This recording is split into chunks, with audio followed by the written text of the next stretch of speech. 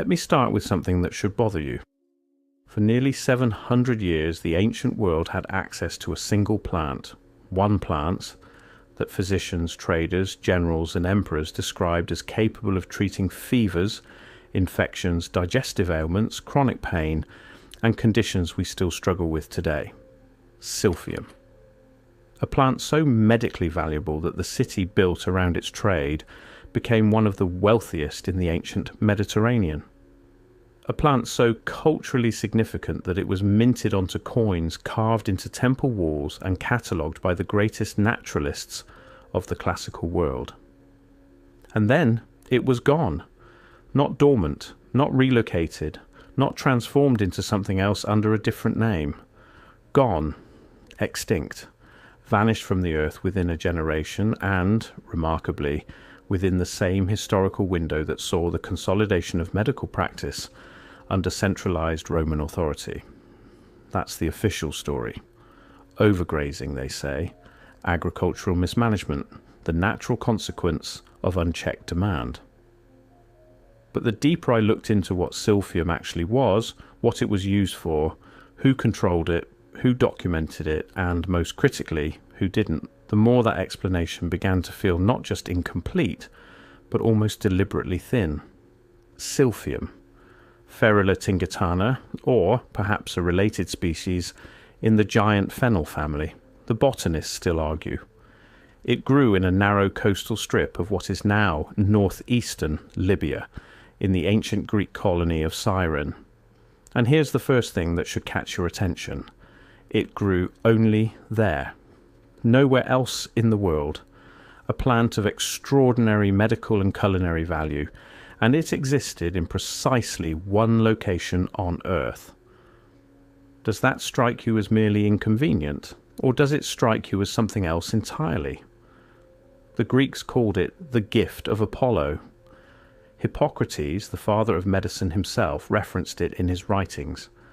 Dioscorides, whose Materia Medica remained the foundational text of European pharmacy for 15 centuries, catalogued it with obvious reverence. Pliny the Elder, Rome's great encyclopedist of natural knowledge, mourned its passing with the kind of grief normally reserved for the death of emperors. He wrote that by his time, the 1st century AD, only a single stalk of silphium had been found, and it was sent directly to the Emperor Nero as a curiosity. A single stalk sent to an emperor, not to a physician, not to a botanical garden, not to a library or an academy of natural science, to Nero. I want you to hold that detail. We'll return to it. What exactly did silphium treat? That's where the ancient record becomes both staggering and suspicious. Fevers, infections, sore throats, digestive disorders, skin conditions, menstrual irregularities, coughs, pain, warts, dog bites, scorpion stings. The juice of its stalk, the resin called laser or lasopicium, was described as effective for an astonishing range of conditions. Ancient writers weren't vague about this. They were specific, technical, almost clinical in their descriptions of dosages, preparations, and outcomes. And then, silence. Not a gradual diminishment of references, not a slow scholarly debate about declining efficacy. The references simply stop. The plant vanishes from medical literature at roughly the same time. It vanishes from physical existence. And what I find most arresting isn't the disappearance itself, it's the uniformity of it. Across cultures, across languages, across centuries of accumulated botanical and medical knowledge, the record of silphium's therapeutic properties becomes fragmentary, inconsistent, and in critical areas, inexplicably absent. If you find this kind of investigation compelling, the places where official history develops strange, convenient holes, consider becoming a YouTube member, as the algorithm tends to not approve of topics like these. We're just getting started. The ancient world produced extraordinary botanical catalogues. The Egyptians maintained detailed medical papyri. The Greeks had their rhizotomists, professional root cutters, and plant specialists who spent their lives studying medicinal herbs.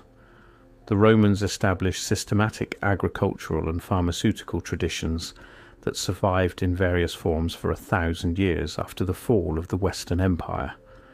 And yet, the precise biochemical properties of the most celebrated medicinal plant in classical antiquity, the one mounted on coins referenced by every major medical authority of the ancient world, traded across the entire Mediterranean basin, were never definitively recorded, preserved, or passed on in any reproducible form. Not in Alexandria, not in Rome, not in Byzantium, which preserved enormous quantities of classical knowledge through the medieval period. That's not an oversight, that's a pattern. And here is where, for me, the investigation shifted from curiosity to something more urgent, because silphium is not alone. The more I examined the history of lost botanical medicine, the more I encountered what I can only describe as a recurring template. A valuable plant or compound, one with broad-spectrum therapeutic applications, achieves widespread use across a civilization.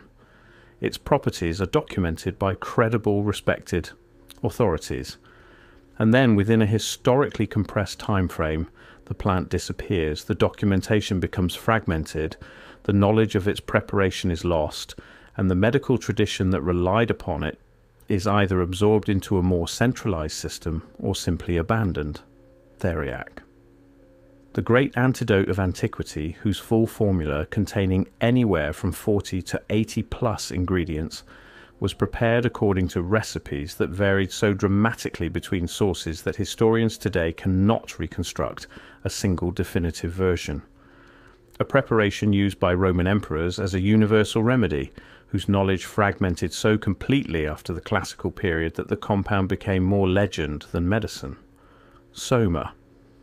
The sacred healing and consciousness expanding plant of the Vedic tradition, referenced throughout the Rig Veda as both a medical and spiritual substance of supreme importance. Its identity is one of the most contested questions in the history of botany. Dozens of candidates proposed, none definitively confirmed, the original knowledge seemingly evaporated from a civilization that documented almost everything else with extraordinary care. Kaifi. The Egyptian sacred compound burned in temples and used therapeutically, whose preparation involved dozens of ingredients, careful ritual timing, and specialized knowledge held by a priestly class, knowledge that disappeared with the suppression of the Egyptian temple traditions, leaving us with ingredient lists, but no functional preparation method. Not this plant, not that preparation, not some edge case botanical curiosity, but the same pattern, expressed across different civilizations, different time periods, different cultural contexts. The pattern repeats with unsettling precision. Let's return to the physical record, because there's something in the archaeology that the official narrative handles very gently, almost carefully, and I think deserves harder scrutiny. Cyrene, the city whose entire economic and cultural identity was built around silphium, was one of the great cities of the ancient world. Its ruins survive in modern Libya, temples, public buildings, elaborate necropolis. The city was wealthy enough, and the silphium trade was valuable enough, that Cyrene operated with a degree of economic independence remarkable for a Greek colony of its size. It issued its own high-quality coinage. It maintained its own philosophical and medical traditions. It had, effectively, a monopoly on the most medically significant substance in the ancient world, and the Romans wanted it. The kingdom of Cyrene was bequeathed to Rome in 96 BC through a will according to official history. The last Ptolemaic ruler simply left his kingdom to Rome upon his death. No war, no conquest, no negotiation, just a will. I'm not suggesting that document was forged. I'm asking you to note that it was convenient. Very, very convenient. By the time Rome absorbed Cyrene, the silphium trade was already allegedly in decline. But here's the anomaly that I simply cannot reconcile with the agricultural mismanagement thesis. The Romans were extraordinary agricultural administrators. They understood rotation, soil management, controlled harvesting, botanical preservation. They maintained estates that produced the same crops across multiple generations. They were not, by any serious historical assessment, careless stewards of economically valuable resources. And yet, despite having every motivation to preserve the most valuable medicinal crop in their newly acquired territory, the silphium simply died out. Within roughly a century of Roman control, the official explanation collapses here. Not completely, not provably, but it buckles under the weight of that specific detail.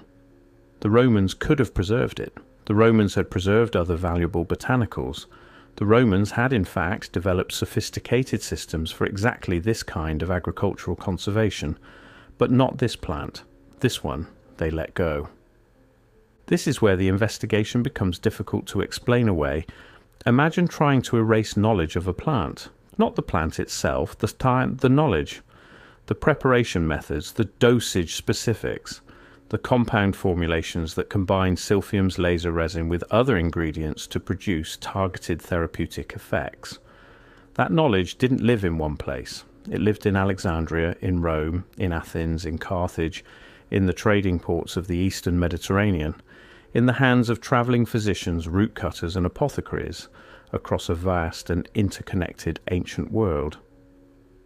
For that knowledge to vanish as completely as it did would require a coordination so extraordinary, so simultaneous, so comprehensive, that it becomes almost impossible to attribute to accident or simple neglect. Think about what it would take. Every botanical garden, every medical school, every travelling physician's personal notes, every apothecary's handbook, every monastic library that preserved classical texts, every translation effort that carried Greek and Roman knowledge through the medieval period and into the Renaissance. All of them would need to have, at precisely the same moment, either lost or chosen not to preserve the functional therapeutic knowledge of this one plant. That's not negligence. That's a wall that appears, remarkably, exactly where our most useful knowledge should be. Once you notice that, you cannot unnotice it. And here's the strangest part. The name survived. The reverence survived. The cultural memory of silphium's importance survived clearly enough that Pliny could mourn it, that medieval scholars could reference the ancient testimonials, that we today can reconstruct a surprisingly detailed catalogue of what the plant supposedly did. What didn't survive was the how, the preparation methods, the compound formulations, the clinical specifics. The use was preserved, the utility was erased. That's a very specific and very unusual kind of forgetting. I want to move now to something more speculative, but follow me, because the pattern holds. The tradition of herbal and compound medicine that silphium represented didn't die with the plant, it transformed. Or rather, it was transformed. What had been a broadly accessible trade-based system of botanical medicine, where the healing substance was a physical plant, available to merchants, physicians and private citizens across the Mediterranean, became over the subsequent centuries something increasingly esoteric, increasingly fragmented, and increasingly dependent on specialized, restricted knowledge.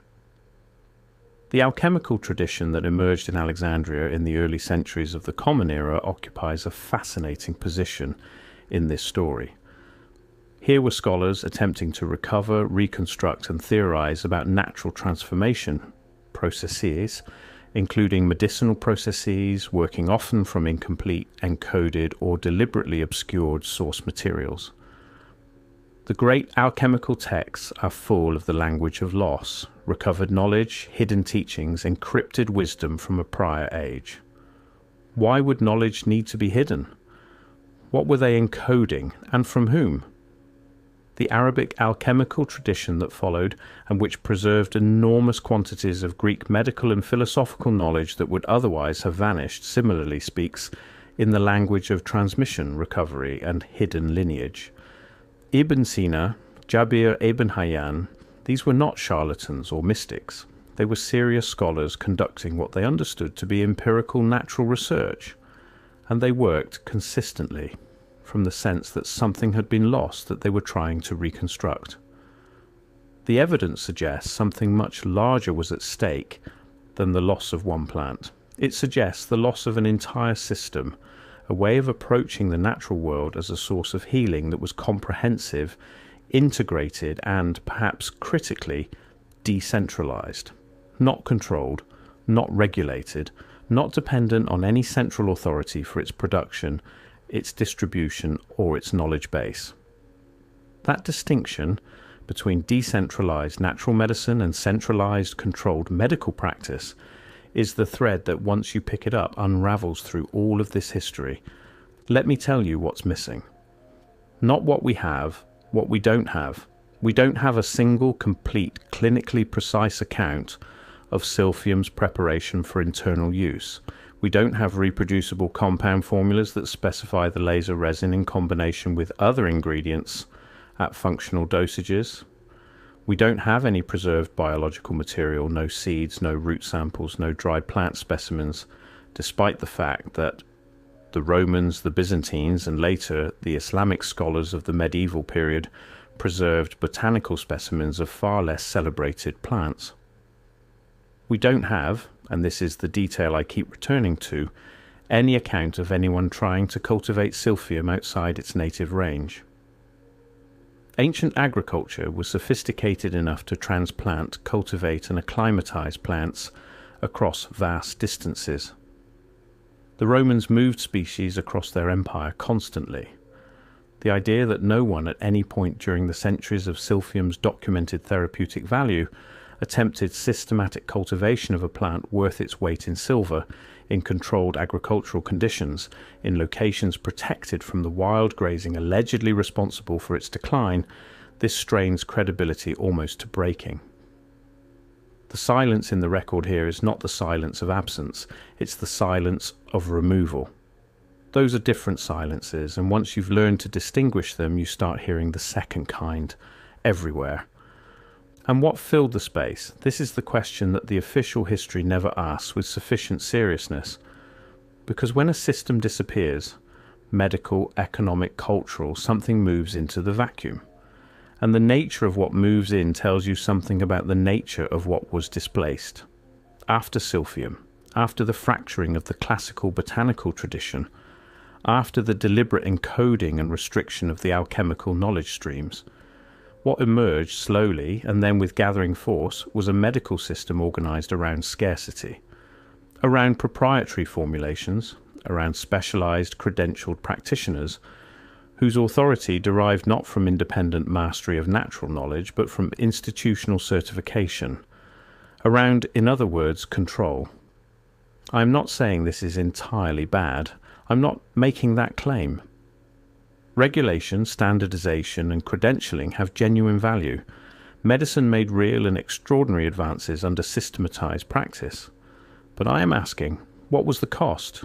What did we trade when we moved from a world where the most powerful therapeutic substances were plants that grew from the earth, documented by independent scholars across multiple competing traditions, accessible in principle to any person with the knowledge to use them, to a world where that knowledge is fragmented, restricted, credentialed, and controlled?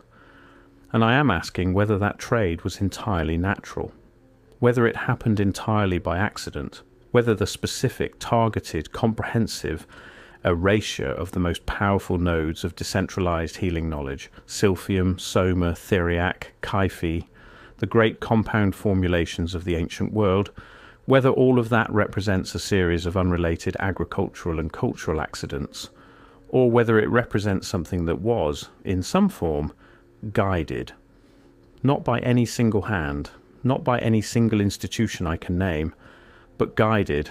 I want to return one final time to that coin, the silver tetradrachm of Cyrene. On one face, a portrait of the ruling figure, the stamp of political authority. On the other, the silphium plant, rendered in precise botanical detail, the heart-shaped seed at its crown. For the Cyrenians, these two images were equivalent: sovereignty and medicine, political power and healing power, the two faces of a single coin, literally and philosophically. When Rome absorbed Cyrene, the silphium coins gradually disappeared from circulation. New coins appeared. Roman coins carrying Roman authority, Roman iconography, Roman symbols of imperial power. The plant was replaced by the portrait. Healing was absorbed by the state, and the coin, that ancient emblem of the equivalence between political sovereignty and medical sovereignty, that coin became, like the plant itself, an object for collectors, a relic, a curiosity sent to emperors, a beautiful, useless artifact from a world that no longer existed. I don't know what silphium could have done. None of us do, not really. The biochemistry is gone. The clinical record is gone, the plant itself is gone, but I know that something extraordinary existed. Something the ancient world, for all its limitations, recognized as extraordinary, recognized clearly enough to put it on money, to write about it in their most important books, to grieve its loss with genuine anguish. I know that its loss was remarkably complete. I know that the knowledge of its use vanished with a thoroughness that exceeds what we would expect from simple neglect or natural extinction. And I know that the pattern, the template of valuable healing knowledge, disappearing in exactly the ways most useful to those who would prefer healing to be controlled, restricted and centralized, that pattern does not begin or end with silphium. So here is the question I leave you with. Not an accusation, not a conclusion, a question. What if the most important things that were lost, not the buildings, not the art, not the written philosophy and recorded history, but the practical knowledge, the knowledge of how to heal, what if those losses were not the collateral damage of time and chaos? What if they were the point? What would we look like as a civilization if that were true? How would we look different from how we look now? And here's the question that I find most haunting of all, the one I keep returning to in the dark quiet after all the research is closed and the documents are stacked and the anomalies are all noted and nothing is resolved.